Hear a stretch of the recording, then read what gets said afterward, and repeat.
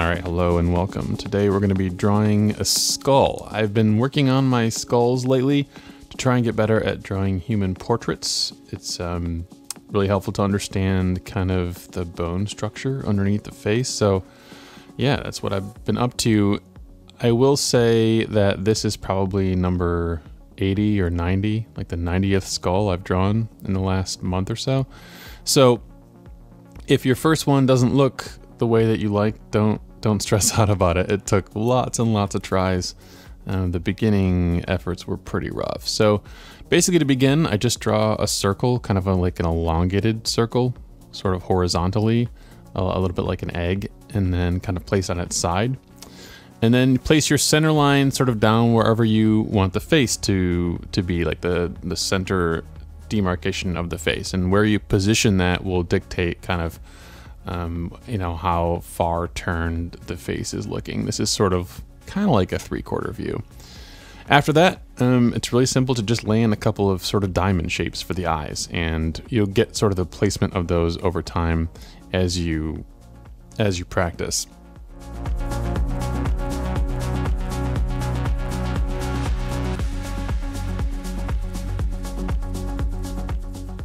And if you draw this kind of C shape next to the eye of the side of the skull that's facing you, that will sort of form this like cutaway that goes along the side of someone's head. Following that, just a triangle for the nose, for the nasal cavity to start is fine. We're trying to just block in some very simple shapes here at the beginning to kind of get a feel for where everything goes. I like to tackle the cheek and the mouth next. Pretty much any kind of structure that juts out from under the eye, you can change the shape of this and it will still sort of look all right. You know, a lot of this, as when I first started watching drawing tutorials and stuff online, I would go to a video like this and I would watch someone do a thing, how to draw a face, how to draw an ear, how to draw a nose, how to draw a figure, and I would follow their instructions, but my results would never look like theirs. And I found that really frustrating because I didn't understand at the time that, you know, learning to draw isn't a recipe. It's not like chemistry where you just put in the exact ingredients and then get out the same thing as someone else. It's a kind of thing you have to do over and over and over again. And the building blocks can be given to you through a video like this, but then you have to take those blocks and implement them and practice over and over. So anyway, I recommend you get a reference photo. I like to go onto unsplash.com and I like to use their photos. I found a picture of a skull there, which is what I'm using for this particular drawing. Because as you look at a reference photo and draw that same photo over and over again, what will happen is you will begin to kind of internalize and understand how all of the different pieces and parts fit together. You know, when I get down, I really struggled with kind of the jaw section and how the cheekbones fit together in my first one or two dozen attempts. I feel like I have a pretty good understanding of that now, and it's starting to make a lot more sense. Not that this thing is, anatomically perfect or accurate, really. Another thing you'll realize as you're drawing is that you will sometimes draw what you see in a photograph in your reference material, and then sometimes you need to deviate from that a little bit to make it look good, to make it look cool. And learning when to draw what you see and when to draw what looks interesting is kind of I guess that's kind of an art in and of itself, I have to say. It's taken me a long time to sort of get a grasp of that. I'm not sure I have really mastered it or anything, but I'm making progress. Part of that too is you'll see me use a lot of straight lines in this drawing, and I think that makes the whole thing look a little bit more, I don't know, artistic maybe. It's odd, as you try and be too accurate or too specific with your lines, they kind of lose some of their life and their interest. So sometimes it helps just to draw a little more straight and a little more quickly. Once you get the first kind of pass done, then I go in and erase it and it's time to do another pass. It's always a little bit hard because you usually will have worked pretty hard on whatever you drew, but it's really gonna elevate your drawing if you do a couple of passes, because each time you go over it again, things are going to tighten up a little bit. They're going to look a little bit better. You're going to make some more better decisions about how everything looks, and I highly recommend that you do that. Another thing to know is that the nose cavity in the nasal cavity in this view is going to be out kind of in front of that far eye. You're not going to draw it in the center of the face because the face is turned. So get some pictures of skulls and look at them from different angles, and you'll kind of be able to more accurately get a feel for where the nose goes as time goes on. The teeth are another thing that I really struggled with as I was learning this, and it really helped to sort of, and the only thing that really helped me get a better feel for those was just to do them over and over again. I'm going to keep saying that in this lesson because I think it's just a really, really important thing that I didn't understand not that long ago. I would try and draw lots of things for the first or second time and be really frustrated with myself, and that's just not how it works. So as I did that kind of mouth section over and over again, eventually I started to get more of a feel of how the teeth kind of curved around back underneath the cheekbone there. And I did that from a lot of different angles and a lot of different times, and I don't really draw specific teeth or anything, just kind of roughing in some jagged marks, as you can see there. Honestly, will really sort of stand in for what the teeth look like. It's amazing how much of this you don't need to draw too specifically. Another thing I'm doing here is drawing just some like holes kind of in the skull and some jagged bits. You kind of see this, like these pock marks and things, in examples of actual skulls, and I think it gives the whole thing a little bit more of kind of a lifelike feel. For shading, I'm just doing some simple like hatching in the eyes along with the nose where the light would not hit, because the side of the nose would be in shadow, and then you always see these dark spots underneath the cheekbone and in the back of the jawbone there. I don't know the names of any of these bones officially, so you have to forgive my limited anatomy experience. And yeah, just a few more details I like to kind of put in. Some of my line weights I like to change. If you make lines thicker in some places and thinner in others, that will also sort of enhance the interest of the drawing a little bit. So after you do one or two passes with the pencil, then I decided to go in with ink. I'm not like a pro with ink yet, still working on my inking skills, but we're coming along. The way you learn is by doing it. So I have to say I'm pretty happy with how this turned out overall. It's definitely a lot of imperfections, but I think it looks sort of interesting. I'm not like super into skulls or whatever. This is more just the means to an end, so I can improve my portrait drawing and painting skills. Also, there's a tendency when you're inking to sort of just follow the lines you already have down. I'm trying to make a few adjustments to enhance the drawing a little bit, but I don't know, it's tricky, especially once you get the ink out. You can't go back, it's permanent, so it's hard to commit to those lines. Another thing I would highly recommend that you do as you're drawing this is each time that you reach a new phase, like you finish the first underdrawing, take a break and walk away. Something that I didn't do with this one because I was in a hurry to finish this YouTube video is I didn't really get up and leave the piece enough times. And what happens is you sort of can't see the work with fresh eyes anymore.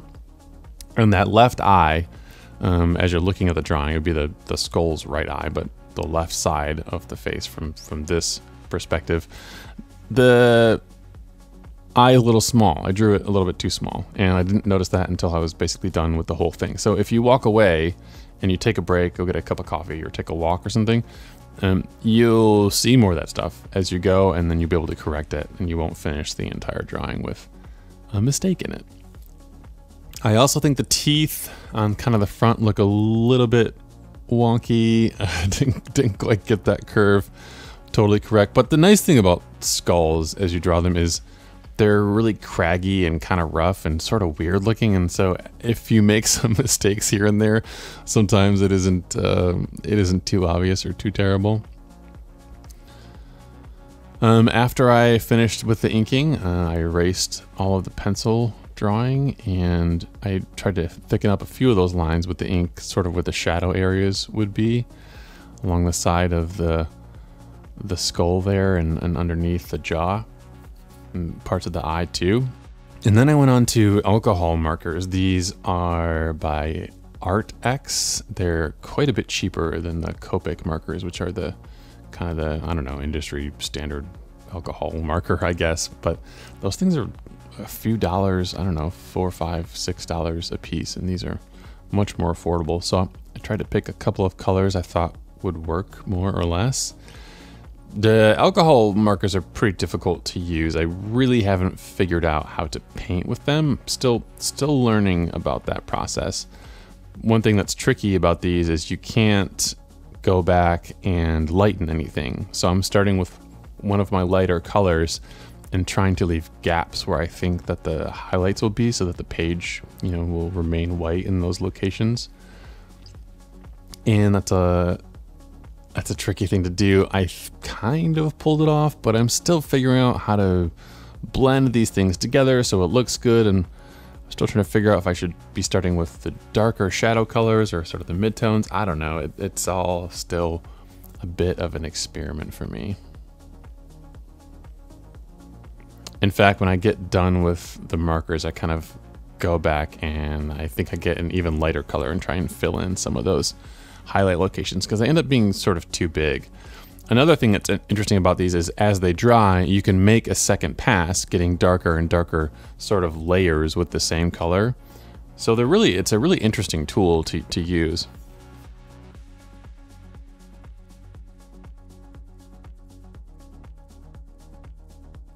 The truth is, I do most of my drawing and painting digitally, so I'm really enjoying doing some more traditional stuff in my sketchbook with pen and ink and stuff, but it's definitely really, really challenging to make something that looks good. It's just so much less forgiving. There's no undo button. So I think it's good for me. I think ultimately it's teaching me a lot and I'm learning a lot, and honestly, it's really fun to draw with analog physical tools. So much of my life is digital. It's sort of why I think a lot of people go to shooting film if they're into digital photography, is you sort of make the process of taking photos more challenging for yourself, but also there's this really tactile physical component to it, and I think a lot of people really enjoy that. I'm not really one of those people. I don't love shooting film. It's okay. I also want to just say again that using a reference photo to look at while you draw is really, really helpful for this kind of thing, and you shouldn't feel bad about doing that. Definitely do that. It's going to be super helpful and really elevate your artwork. And it's really, in this case, I don't think I could have really lit this skull with the markers without looking at a photograph at the same time. It just probably would have been too challenging. Coming in with the second darker color here, kind of all brown and yellow tones, which I don't know, I kind of like those earthy colors for stuff. It's amazing as you come in with the next color how it always feels really, really dark, but after it starts to dry a little bit and lighten up, you realize that you need more and more passes to really get the thing to pop off of the paper. Trying to shade the eyes too so that they look like cavities, like recessed back into the skull, was a little bit challenging as well, but I do think it sort of enhances the 3D effect of the skull. The back of the cranium is just a big sphere, so you can light that. If you learn to draw and light spheres, then that will make it much easier to do a cranium. I'm not mine looked a little elongated and funny here, I think, in the end, but that's okay. You gotta be patient with yourself. Can't expect it to be perfect. This is probably only my second or third time using these markers, so I'm definitely still figuring it out. This is where I come in with the lighter color to kind of dial back those highlights a little bit. I left a little bit too much white on the page, and I thought that it looked a little bit funny. These markers also come with a blending marker, which I didn't use, but I wish I had, because you can go into some of those sort of rougher, chisel-y areas, and you can smooth them out with the blending markers. So I think that's something that I'll try next time.